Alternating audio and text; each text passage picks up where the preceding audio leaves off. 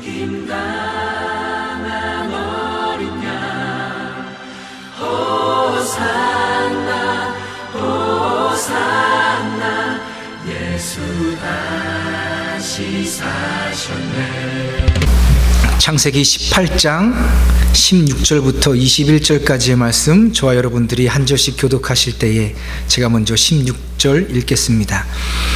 그 사람들이 거기서 일어나서 소돔으로 향하고 아브라함은 그들을 전송하러 함께 나가니라.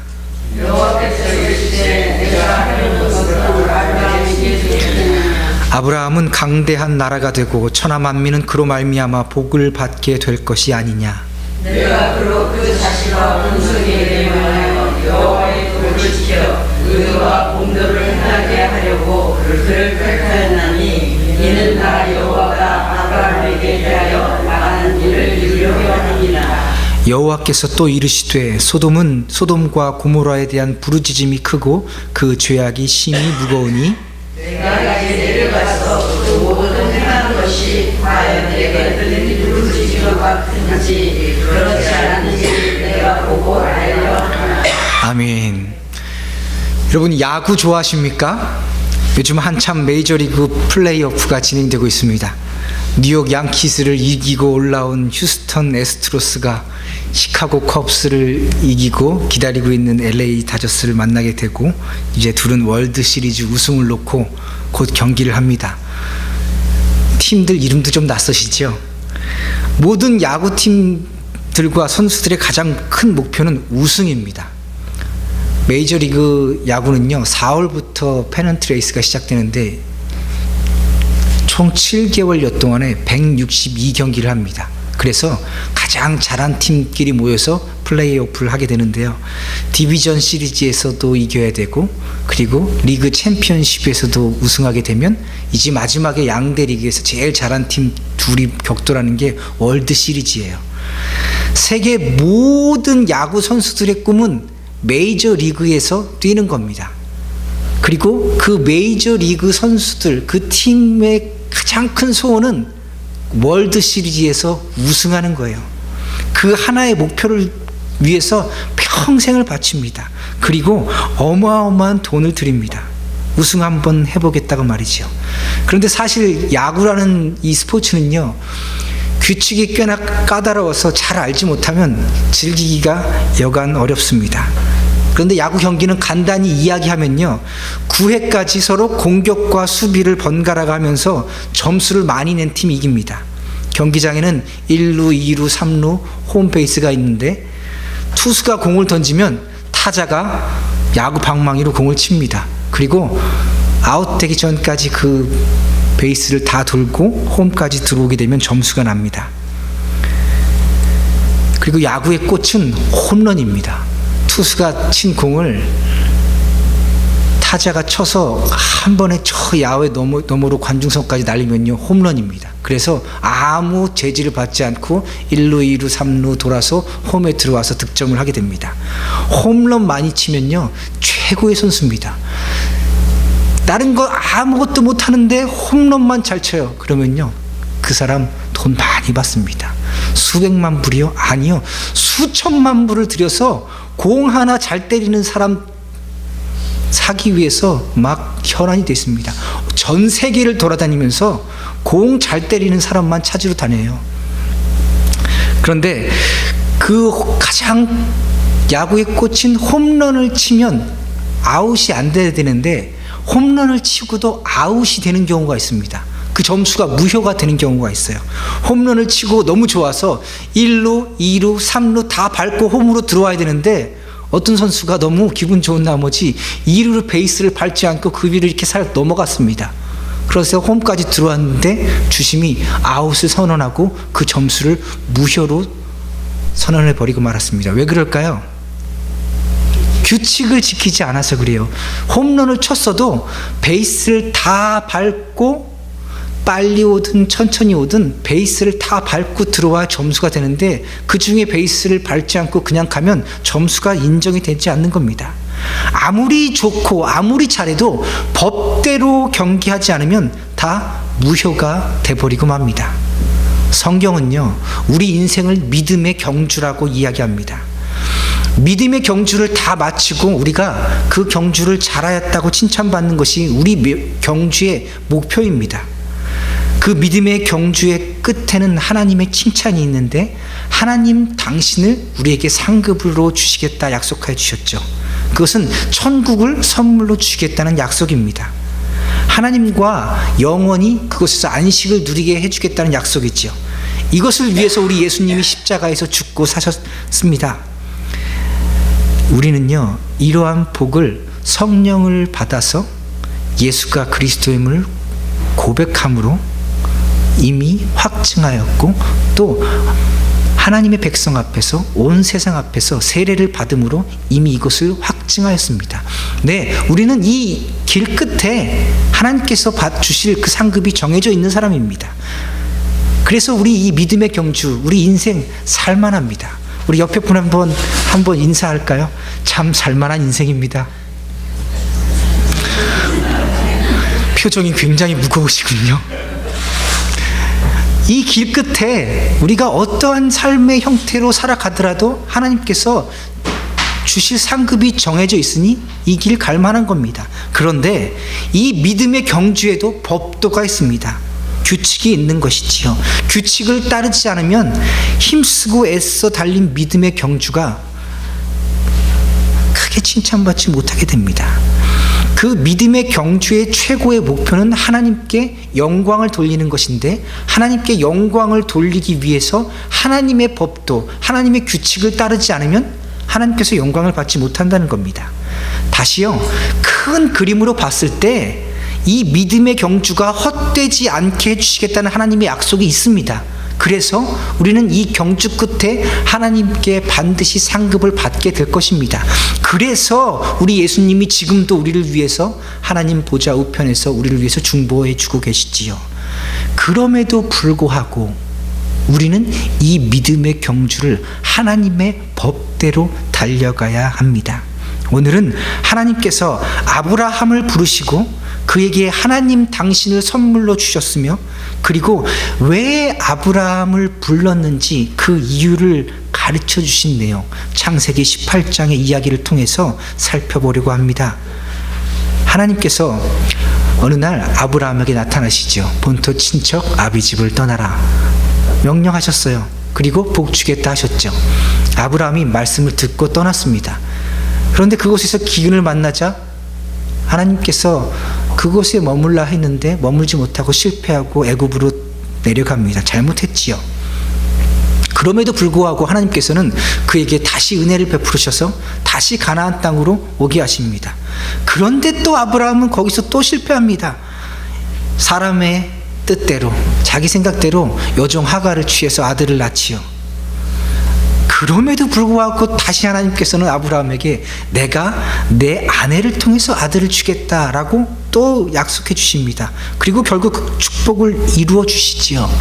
이런 내용을 보니까 하나님께서 처음 복주마 약속하신 그 내용은 인생이 어떤 실패를 겪든지 간에 반드시 이루어지는 것을 우리 확인할 수 있습니다. 결국 하나님께서 계획하신 그 처음 선하신 뜻은 하나님 자신이 신실하게 이루어 주십니다. 그리고 그 약속을 한 번 하고 내버려 두는 것이 아니라 계속해서 하나님의 사람에게 또 말씀해 주시고 또 말씀해 주셔서 그 약속을 확증해 주십니다. 아브라함에게는 내가 이것을 꼭 지켜주겠노라 하고 그 약속의 표징으로 할례를 행하라고 명하시지요. 아브라함이 그 할례를 행하라고 명령을 받았을 때는요, 자기 몸이 자녀를 낳을 수 있었을 때는 어떻게든 해볼 수 있었는데 지금은 그렇지 못한 상황을 너무 잘 아는 거예요. 그래서 하나님께서 내가 너를 통하여, 너의 아내를 통하여 자녀를 낳게 해주겠다, 그리고 할례를 행해라 하니까 아브라함이 웃었습니다. 그리고 이렇게 얘기했어요. 이스마엘이나 하나님 앞에서 살기를 원합니다. 하나님께서 말씀하신 것에 대해서 괜찮습니다. 저는 이미 다 끝났는걸요. 그런데 하나님께서 아브라함을 열국의 아비인 아브라함으로, 그리고 사레를 열국의 어미인 사라로 이름을 바꾸어 주시면서 이렇게 약속해 주세요. 내년에 내가 다시 여기 올 건데 그때는 내 아내 사라가 아들을 낳을 것이고 그 아들의 이름은 이삭이 될 것이다. 그리고 내가 그 이삭에게, 내 아내를 통해서 난 그 이삭에게 다시 이 언약을 베풀어 주시겠다 하면서 하나님께서 떠나십니다. 하나님의 약속을 웃었던 아브라함은 즉시 마음을 돌이켜서 하나님께서 행하라고 하신 그 할례를 자기 가족과 함께 거주하는 모든 사람에게 다 행합니다. 이제 시간이 좀 지났습니다. 창세기 18장 1절의 말씀에 보니까 하나님께서 마므레의 상수리 나무들 있는 곳에서 아브라함에게 다시 나타났다고 이야기하십니다. 17장에서 나타난 하나님과 18장에서 나타나는 하나님은 서로 다른 사건입니다. 그 증거로는요, 17장에서는 하나님께서 아브람에게 나타나시고 그의 이름을 아브라함으로 바꿔주셨죠. 그런데 18장 1절에 보면 하나님께서 아브라함에게 나타나 주셨다고 말씀하셨어요. 이번에는요, 하나님께서 세 사람의 형상으로 나타나십니다. 보니까 아브라함이 보니까 세 사람이 자기에게 오고 있는 거예요. 영의 눈을 보니까 하나님입니다. 하나님의 형상입니다. 그래서 아브라함이 그들을 섬기기 원합니다. 그래서 부인에게 얼른 가서 급히 고운 가루를 가지고 떡을 만들라고 명령을 합니다. 그리고 가축대 있는 곳으로 가서 좋은 송아지를 잡아서 하인들에게 좋은 요리를 하라고 시키지요. 그리고 다시 그들에게 왔는데 그들 중 한 분이 이렇게 묻습니다. 내 아내 사라가 어디 있느냐? 이미 그곳에 계신 분들은 사라의 이름이 사라로 바뀐 것까지도 알고 계신 분이지요. 사라가 어딨냐고 묻는 거예요. 지금 사라는 어디서 뭐하고 있습니까? 장목에서 떡 만들고 있었겠지요. 아브라함이 그에게 그 이야기를 합니다. 그중 한 사람이 또 이렇게 이야기합니다. 내년 이맘때쯤에 반드시 내가 너에게로 다시 돌아올 것인데 그때에는 내 아내 사라에게 아들이 있을 것이다. 장막 문 뒤에서 그 이야기를 듣던 사라가 그 말을 듣고 웃습니다. 속으로 내 남편도 이렇게 늙었고 나도 이제 여성으로서 생리가 다 끊어졌는데 내게 어찌 그런 좋은 일들이 생기겠나. 사라가 그 이야기를 듣고 비웃은 것이죠. 성경에 보니까 여호와께서 아브라함에게 이렇게 이야기했다고 이야기합니다. 그 온 세 사람이 하나님의 형상이었던 거지요. 이렇게요. 사라가 왜 웃으며 내가 늙었는데 어떻게 아이를 낳겠느냐 하는고, 여호와께서 능치 못한 일이 있겠느냐?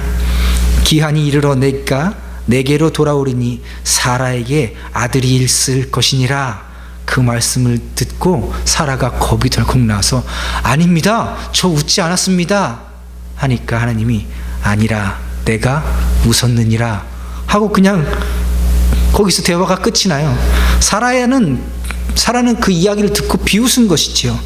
자신이 아이를 낳는데 이미 죽은 몸인 것을 너무도 잘 알았기에, 여성으로서 아이를 낳을 수 없는 몸인 것을 본인이 너무 잘 알았기에 사람의 생각으로는 도무지 될 수 없는 일이었기 때문에 어쩌면 당연히 웃었을 수도 있겠지요. 그러나 하나님께서는 하나님의 말씀을 웃는 그 웃음을 부끄럽게 만드시고 오히려 그녀를 통해서 아들을 갖게 하셨습니다. 결국 1년 뒤에 사라는 남편을 통해서 아들 이삭을 낳게 됩니다. 하나님의 약속은요, 절대로 변하지 않습니다. 하나님의 약속은 절대로 실패가 없습니다.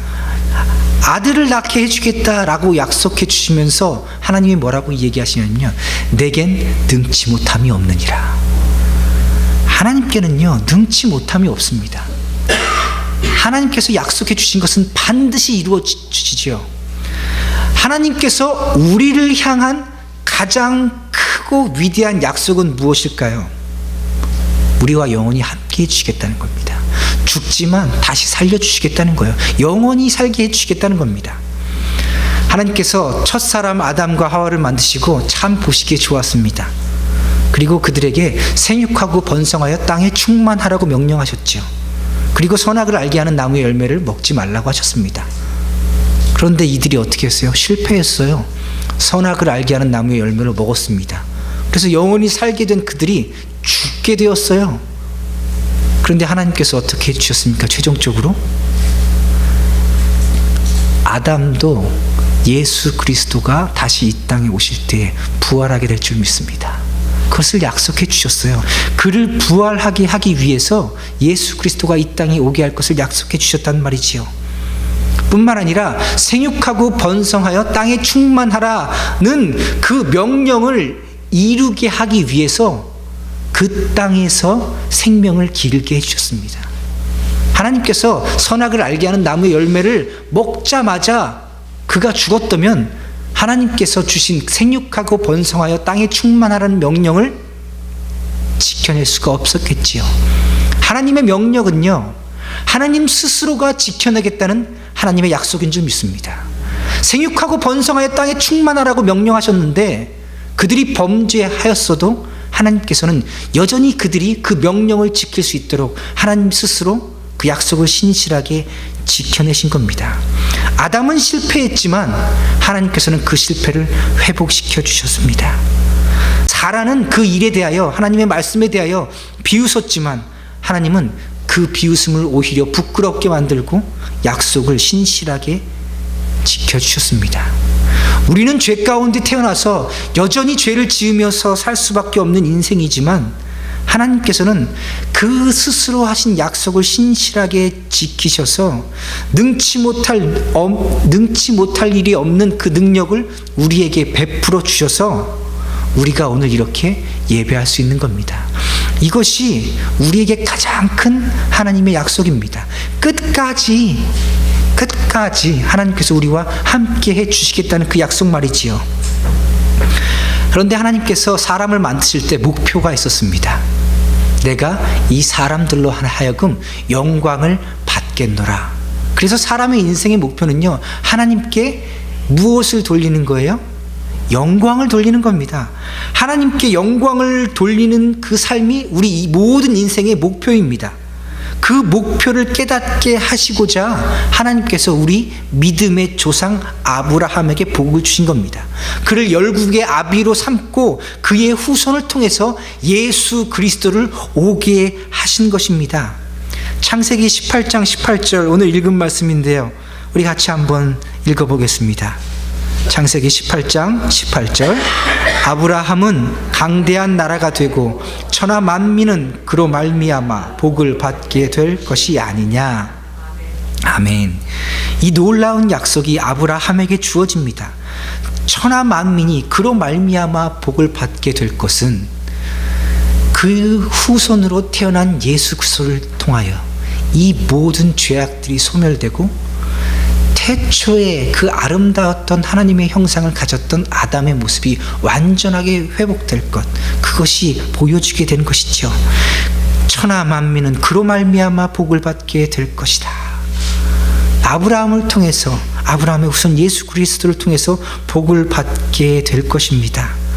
그 복을 누리면서 이 땅 살아가는 것이 우리들의 모습인 거예요. 우리들의 삶의 목표는 하나님께서 주시는 그 놀라운 복을 받아서 하나님께 영광을 돌리는 것입니다. 야구 선수들이 우승이 목표라면 우리 성도들은 하나님께 영광을 돌리는 것이 우리 인생의 목표입니다. 하나님께 영광을 돌리기 위해서는 우리가 저주받은 자가 되면 안 됩니다. 우리가 복을 받은 자가 되어야 돼요. 그로 말미암아 복을 받게 될 것이 아니냐. 이것이 누구를 위한 것이냐면요, 하나님 자신을 위한 것입니다. 하나님께서 복을 받기 위해서 우리에게 뭐 주시는 거예요? 예수 그리스도라는 복을 주신 겁니다. 하나님께 영광을 돌리게 하기 위해서 아브라함이 그렇게 계속해서 실패했지만 그의 인생을 복된 인생으로 바꾸어 주신 겁니다. 우리 인생이 그렇게 복받은 인생이 되게 하셔서 결국 하나님께서는 우리 인생을 통하여서 영광을 받아 주실 겁니다. 그런데 우리 편에서 봤을 때 우리가 하나님께 영광을 돌리며 살기 위해서는, 그 인생의 목표를 이루어 가기 위해서는 지켜야 될 규칙이 있습니다. 이 규칙을 따르지 않으면요, 그 수고가 빛을 발하지 못합니다. 하나님께 영광을 돌리기 위해서는 하나님의 규칙, 하나님의 방법을 우리 알아야 됩니다. 창세기 18장 19절 같이 읽어보겠습니다. 내가 그로 그 자식과 권속에게 명하여 여호와의 도를 지켜 의와 공도를 행하게 하려고 그를 택하였나니 이는 나 여호와가 아브라함에게 대하여 말한 일을 이루려 함이니라. 아멘. 우리의 믿음의 조상 아브라함을 통해 영광 받으시고 그의 자손인 우리를 통해서도 영광 받기 원하셨던 그 하나님께서 우리의 삶에, 우리들의 부르심의 이유를 깨닫게 하기 위해서 아브라함을 지금 왜 불러주셨는지 그 이유를 설명해 주시고 계신 거예요. 그 자식과 권속에게 다음과 같이 명하여 가르치는 인생이 되라고요. 이것 때문에 아브라함을 불렀다라고 하나님께서 스스로가 선언해 주고 계신 겁니다. 여호와의 도를 지켜라. 의와 공도를 행하라. 그리고 이것을 너의 자손과 너와 함께 지내는 모든 사람에게 가르쳐라. 명해라고 말이지요. 이것을 위해서 아브라함이 부름을 받은 겁니다. 그런데 그 19절 하반절 말씀 보니까 이는 나 여호와가 아브라함에게 대하여 말한 일을 이루려 함이니라. 이는, 이렇게 해야 되는 이유는 내가 아브라함에게 대하여 말한 일을 이루려 함이니라. 하나님께서는 그 일을 스스로 이루어 가시는데 마치 아브라함이 여호와의 의와 공도를 지켜 행하는 것을 통해서 하나님께서 말한 일이 이루어지는 것처럼 보이도록 말씀해 주고 계시지요. 이것은 무슨 말이냐면요, 하나님께서 우리를 통해서 우리가 어떤 삶의 모습을 가지든지 예수 그리스도의 그 십자가의 보혈로 결국 우리는 하나님께 영광 돌리는 삶을 살게 될 줄 믿습니다. 그런데 마치 우리가 그 영광 돌리는 삶을 그 규칙대로 살아내지 못하면 하나님께서 영광을 받지 못할 것처럼 말씀하고 계신 거예요. 다시 이야기하면 우리가 규칙대로 살아드리면 우리는 말하는 것마다 행하는 것마다 다 죄뿐인데 마치 우리가 영광을 돌릴 수 있는 그런 삶을 살아드릴 수 있다고 지금 우리에게 말씀하고 계신 겁니다. 이는 나 여호와가 아브라함에게 대하여 말한 일을 이루게 하기 위해서 나는 지금 아브라함을 불렀다. 내가 이러한 이유 때문에 그를 택했으니, 내가 이러한 이유 때문에 너를 택했으니 너는 여호와의 도를 지켜라. 의와 공도를 행해라. 그리고 자식과 권속에게 이것을 가르쳐라라고 말씀해 주고 계신 겁니다. 아브라함으로서는 결코 이 일을 행할 수 없지요. 그러나 하나님께서 아브라함에게 대하여 말한 일을 이루게 하기 위해서 작정하셨습니다. 계획하셨습니다. 그리고 약속해 주셨습니다. 아브라함의 인생이 여호와의 도를 지키고 의와 공도를 행하고 또한 그 자녀들과 속한 모든 사람들에게 그것을 행할 수 있도록 가르치고 명할 수 있는 그런 삶을 살게 해주겠다는 하나님의 약속입니다. 하나님의 명령은요, 명령과 동시에 약속인 줄 믿습니다. 생육하고 번성하여 땅에 충만하라. 아브라함은 그것을 지킬 수 없는 존재였습니다. 그런데 하나님께서는 그것을 지키게 해주셨죠. 오히려 그 본성을 통해서, 죄된 본성을 통해서라도 그것을 지키게 해주셨습니다. 하나님의 명령은 동시에 하나님의 신실한 약속입니다. 사랑하는 성도 여러분, 우리 인생의 목표는요, 이 믿음의 경주를 다 살아가는 겁니다. 끝까지 살아가는 겁니다. 그런데 이 믿음의 경주 끝까지 살아가는 것, 우리가 내일도 꼭 살아야지 하고 일어납니까? 여러분 혹시 어젯밤에 주무시면서 내일 아침엔 내가 반드시 살아나서 꼭 일어나리라 하고 다짐하고 그렇게 주무시고 오늘 아침에 부활하셨습니까? 그렇지 않은데 삶이 사라지는 거예요. 그리고 내가 꼭 죽지 않고 영원히 살아야지. 그런데 결국 죽습니다. 그것을 통해서 우리들의 믿음의 경주가 이제 끝이 나는 거예요. 그 끝에 우리 하나님께서 상을 들고 우리를 기다려주고 계시다고요. 이를 위해서 우리가 부르심을 받았습니다. 하나님을 상급으로 받도록 이 믿음의 경주를 살아가도록 우리는 지금 계속해서 기회를 부여받고 있는 겁니다. 이 부르심에 합당한 삶은 다시 돌아가서 여호와의 도를 지키는 것이고 의와 공도를 행하는 것이고 또한 이것을 가르쳐 지키게 하는 겁니다. 이러한 삶을 살아드리기 원합니다. 그런데요, 아브라함이 이 말씀을 받을 그 당시의 사람들은요, 참 그렇지 못했습니다. 얼마나 죄악이 관영했는지 모릅니다. 얼마나 음란한 세상이었는지 모릅니다. 그래서 지금 아브라함과 사라에게 이 믿음의 약속을 주시고 소돔과 고모라를 향하여 그들이 막 떠나려고 합니다. 그들 앞에 선 아브라함이 그대로 있다가 한 걸음 더 가까이 나아갑니다. 그리고 부탁합니다. 하나님, 의인을 악인과 함께 멸하는 것 옳지 않지 않습니까? 만약 그 성에 의인 50명이 있으면 그 50명 때문에 이 성을 좀 살려주셔야 되지 않겠습니까? 하나님께서 그래, 내가 의인 50을 찾으면 내가 그 성을 멸하지 않겠다. 아브라함이 생각하니까 좀 많아요. 하나님, 45명은 어떻습니까? 괜찮답니다. 40명 좋습니다. 30명, 20명, 마지막인데 하나님, 의인 10명만 있어도 그 성을 괜찮겠죠? 하나님께서 그렇답니다. 의인 10만 있어도 그 성을 심판하지 않겠다고 말씀하십니다. 그리고 떠나셨어요. 그런데 그 성이 어떻게 됐습니까? 모두 다 불에 타고 말았습니다. 롯의 식구들만을 제외하고 모두가 그곳에서 유황불에 타 죽게 되었습니다. 결국 그 큰 성 소돔과 고모라는요, 의인 10명이 없어서 불로 심판받고 말았습니다. 오직 인생의 목표가 하나님께 영광, 하나님 앞에 완전, 여호와의 도를 지키고 의로운 삶을 살고 공도를 행하려고 마음을 굳게 먹고 살고 그 자녀들에게 내 인생을 통해서 그것을 가르쳐 줘야겠다고 다짐한 사람 10명이 없어서 그랬습니다. 하나님에게만 영광을 돌리기 위해서 하나님의 방법대로 살겠다고 다짐하는 자가 없어서 그랬습니다. 그 믿음의 경주를 경주하는 10명이 없어서 그 성이 망하게 되었습니다. 아브라함이 의인이었습니까? 그는 실패자였지요. 그런데 의인 삼아 주신 것은 그 마음속에 하나님을 바라는 마음이 있었기 때문입니다. 그런데 소돔과 고모라에는, 죄악이 관영한 그 땅에는 그런 사람 없었습니다. 죄를 지으면서도 죄에 대해 누이치는 자가 없었고, 내 인생이 하나님의 것이라고 고백하는 자도 없었고, 내 인생의 그 하나의 목표를 이루어내기 위해서 이 땅에서 하나님의 말씀을 지키며 살아야겠다고 굳게 다짐하는 그런 믿음을 가진 10명이 없었기에 그 땅은 망하고 말았습니다.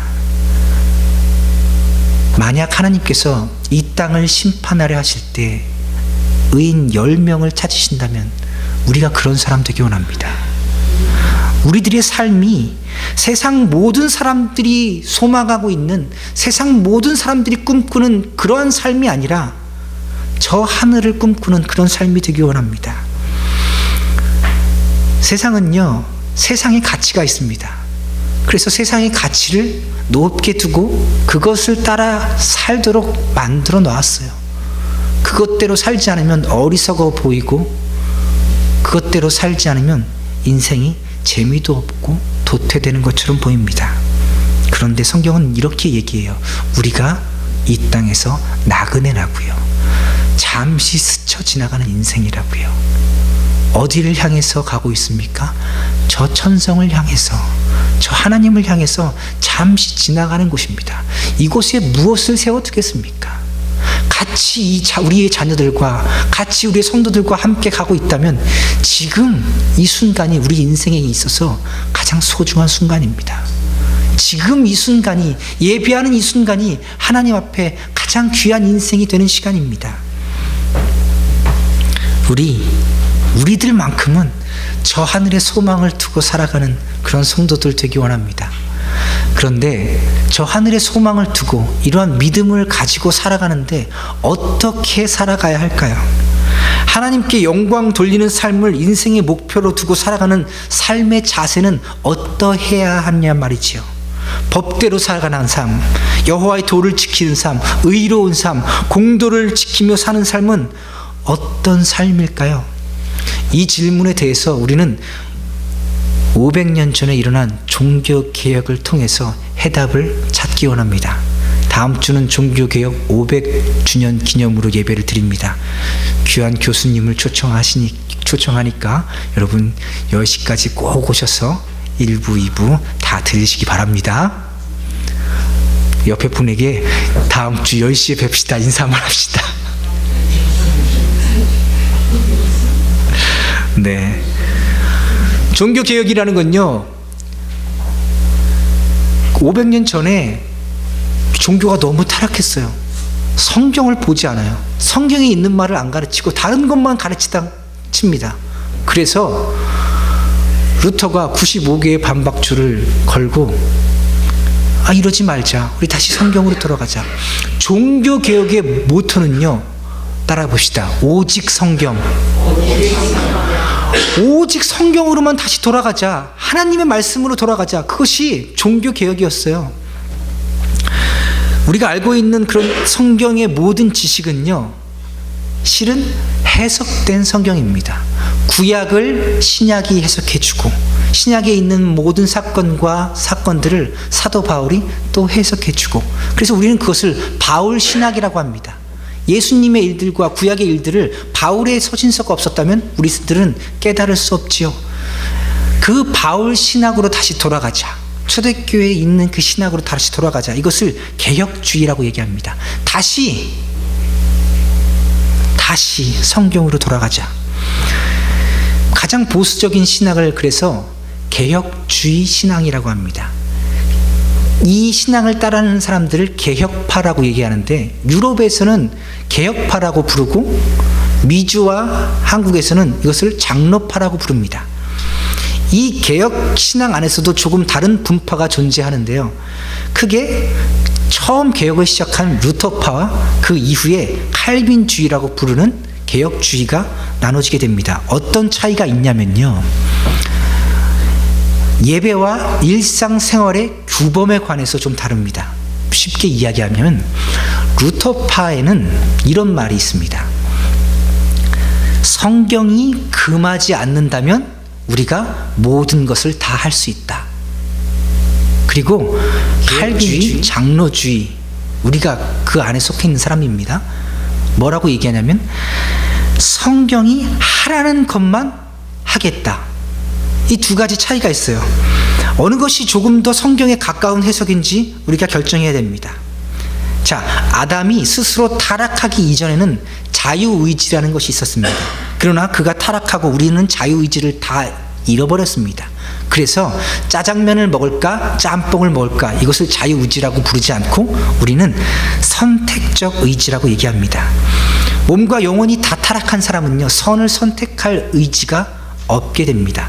행하는 것마다, 생각하는 것마다, 말하는 것마다 다 죄니까요.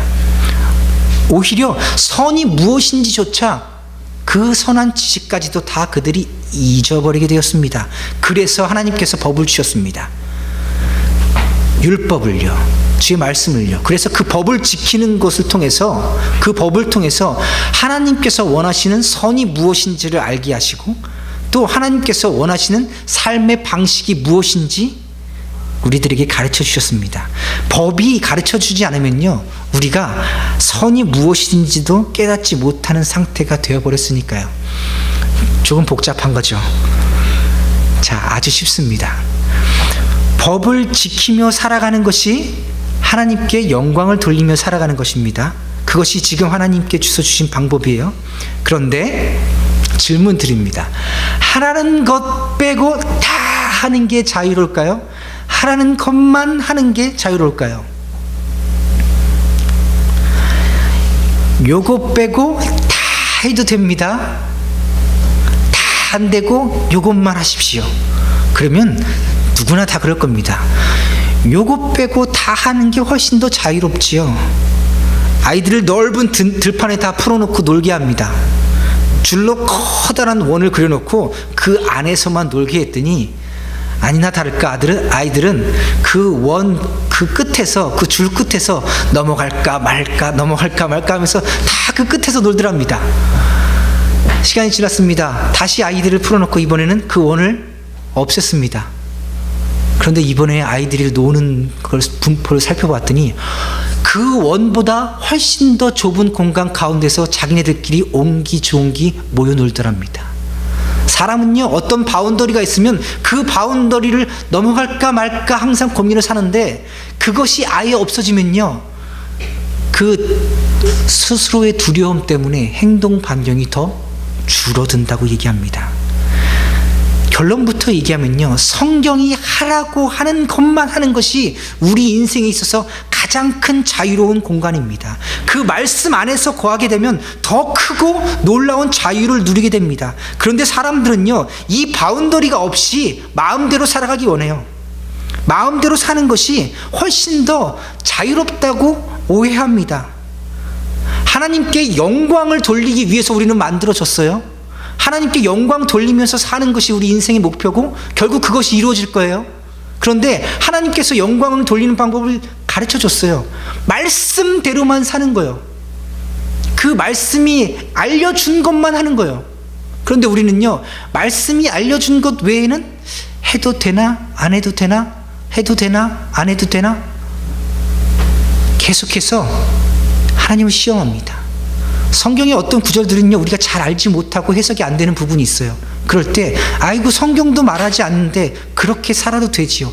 아니, 하나님께서 하나님이 영광 받으시는 구체적인 방법과 규칙과 행해야 될 행동 강령까지도 다 주셨는데, 그것 행하기도 바쁜 인생, 해야 될지 말아야 될지 고민하면서 그것들 찔러봐야겠습니까? 성경이 주는 자유는요, 하나님께서 그 상급, 마지막에 상급을 주실 것인데 규칙대로 하기 원해요. 야구 선수가 우승하기 위해서 하고 있는데 이것이 규칙인지 아닌지 잘 모르겠어요.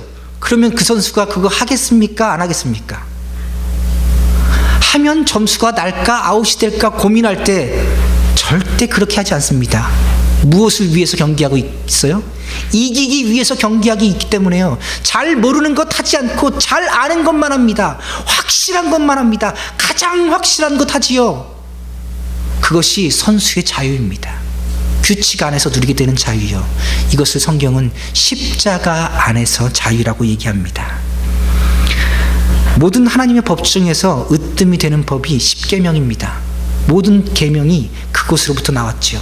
그런데 살인하지 말라고 하는 하나님의 계명은 사람을 죽이지 말라는 내용뿐만 아니라 다른 사람의 생명도 나의 생명처럼 똑같이 소중하게 여겨서 그를 보호하기 위해서 우리가 애써야 됨을 이야기하는 것도 함께 가르쳐 줍니다. 나머지 명령도 다 마찬가지입니다. 하지 말라고 하시는 하나님의 명령 안에는 하라는 그 반대의 명령이 포함되는 것이지요. 이러한 삶이 여호와의 도를 지키는 삶입니다. 오직 말씀이 하라는 것만, 그것만 하려고 몸부림치며 살아가는 삶이요. 하물며 말씀이 해라 하지 말라고 하는 것을 어겨가면서까지 우리가 자유를 누리게 된다면 하나님께서 우리들의 인생을 인정해 주실까요? 규칙대로 달리지 않으면 그 경기는 헛되고 맙니다. 확실히 하나님께 영광 돌릴 방법이 우리에게 이렇게 명확하게 알려져 있는데, 그것 지키기에도 이렇게 빠듯한 인생인데, 사랑하기에도 이렇게 짧은 인생인데, 사랑하지 않는 것을 하면서 살아가기에 얼마나 짧습니까? 말씀이 하라는 것, 내게 그 한 가지 사실이 내 마음속에 왔다면 그것 하나를 지키도록 하십시다. 613가지의 율법을 행하기 위해서 탈무드를 썼습니다. 어떻게 그것을 행할까? 어떻게 율법을 잘 지킬까? 수만 가지의 방법이 있습니다. 내가 이것을 해야 옳을까 옳지 않을까 고민되는 것 있지요. 그러나 성경은 우리에게 더 확실하게 이렇게 이야기합니다. 내 마음에 이미 확신이 있거든 그것을 먼저 행하라고요. 이것이 죄인 줄 알거든 그것을 즉시 떠나라고요. 이것이 선인 줄 알거든 이것을 즉시 행하라고요. 우리가 마땅히 선을 행해야 될 때에 선을 행치 않으면 죄가 문 앞에 엎드려 있다고요. 문을 열고 나가자마자 그 죄에 엎드러져서 죄를 짓고 마는 게 우리 인생이기 때문입니다. 그래서 마땅히 선을 행하기를 우리가 작정을 해야 됩니다. 이러한 삶을 살게 하기 위해서 아브라함을 하나님께서 불러주신 겁니다. 이 이유가 바로 하나님께서 아브라함을 부르신 이유입니다. 여러분, 하나님께서는요 우리를 통해 영광 받기를 원하셔서 우리를 불러주셨습니다. 이제 우리 삶의 목표를 분명하게 정합시다. 하나님께 영광, 하나님께 영광, 하나님께서 영광 받으시는 그 삶, 하나님께 찬양이 되는 그 삶을 살아가기 위해서 우리 인생의 목표를 확실하게 정해야 됩니다. 그 하나의 목표를 가지고 여호와의 도를, 의와 공도를 지키기 위해서 우리들의 인생을 말씀 안에 좀 가두십시다. 이 십자가 은혜의 법이 우리를 가장 자유롭게 할 줄 믿습니다. 하나님께서는 이미 우리에게 어떻게 살아가야 할지 다 가르쳐 주셨습니다. 의인으로서 어떻게 살아가야 될지 이미 다 가르쳐 주셨습니다. 법대로 경주하여야 상을 받게 될 것입니다. 여러분, 의인 10명이 없어서 그 성에 있는 사람들이 그 성이 다 타버리고 말았지요. 우리는 이미 의인으로 부름받은 사람들입니다. 다른 사람들은 참 편하게 신앙생활하는 것 같고, 다른 사람들은 이 땅에 있는 것 다 누리면서 살아가는 것 같고, 그럼에도 불구하고 그런 생각이 있을지라도 나 하나만큼은 이 땅에서 하나님이 원하시는 그런 사람 되기 원합니다. 나 하나만큼은 예수님 지고 가신 그 십자가 지고 가면서 세상 사람들에게 손가락질 당할지라도, 비웃음과 조롱을 당할지라도 이 신앙 지켜내서 하나님께 칭찬받는 이 부르심의 이유를 지켜내는 그런 성도 되기 원합니다. 말씀을 맺겠습니다. 우리 남은 인생이 예수님 십자가 지고 가는 그런 인생 되기를 축복합니다. 의와 공도를 행하기 위해서 참으로 땀 흘리며 살겠습니다. 그러나 우리 이것 행할 수 없습니다. 사라가 웃었던 것처럼 우리 자신을 보고 우리는 내가 어찌 이것을 행할 수 있겠습니까? 하나님께 말할 수밖에 없는 그런 인생이지요. 그러나 하나님께서는 사라에게 이렇게 말씀해 주십니다. 하나님께는 능치 못함이 없느니라. 우리로서는 할 수 없을 때 주의 보내신 성신이 우리에게 함께 하심으로 우리가 예수님이 하신 그 일도 할 것이요, 예수님이 하신 것보다 더 큰 일도 하게 될 줄 믿습니다. 최종적으로 그분이 이 일을 이루시게 될 것입니다. 우리를 부르신 그 이유를 가슴에 새기며 살아가는 주의 백성들 되시기를 주님의 이름으로 축복합니다. 같이 기도하시겠습니다.